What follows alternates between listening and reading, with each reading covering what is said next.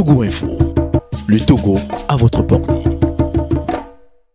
Bon, je remarque qu'après la présidentielle, juste après la présidentielle, il y a la pandémie à coronavirus qui est venue.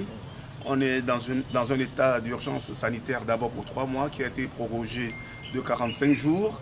Je ne sais pas si c'est ça qui pèse sur la formation d'un gouvernement ou pas, mais il est clair quand même qu'après une élection présidentielle telle que celle qu'on a connue le 22 février et après la proclamation des résultats officiels et la prestation du serment de M. Faure Gnassingbé, il est temps quand même qu'on nous présente un gouvernement parce que les défis qui sont là sont énormes.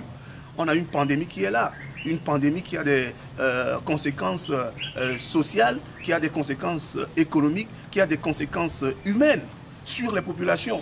Or, on a l'impression aujourd'hui qu'on ne sait pas où on dirige le Togo, on ne sait pas comment les choses sont faites. Chaque ministre est là, mais il ne sait pas s'il sera reconduit. Ce qui fait que chacun fait un service à minima, ce qui n'est pas normal. Or, on doit avoir un gouvernement resserré, un gouvernement fort pour faire face à cette pandémie-là, pour que des cahiers de charges soient donnés aux ministres, afin qu'ils font face aux urgences agricoles, aux urgences du secteur privé, aux urgences du secteur informel, aux urgences de nos commerçants, de nos artisans, de tout le monde, de cette jeunesse-là qui ne sait pas où il va, même au niveau de l'éducation.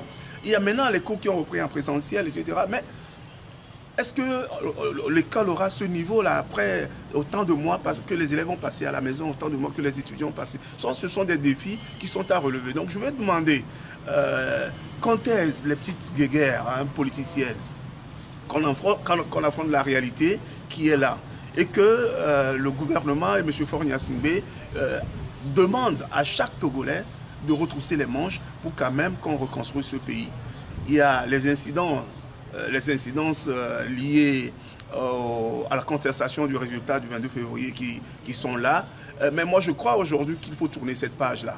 Cette page doit être tournée, on doit avancer. Puisque d'un côté, celui qui dit avoir gagné ne donne pas les gages nécessaires de sa victoire pour qu'on puisse l'accompagner. Mais au contraire, on assiste à une infantilisation même de la vie politique nationale où on nomme des ministres ou bien on nomme des ambassadeurs de manière, je ne sais pas comment l'appeler, mais il faudra qu'on tourne cette page-là, que le Faure Gnassingbé dise qu'il y a un problème qui est sur le terrain et ce problème-là, c'est la pandémie à coronavirus et on doit relever les défis économiques auxquels le pays fait face. Selon vous, tout ce que la dynamique fait...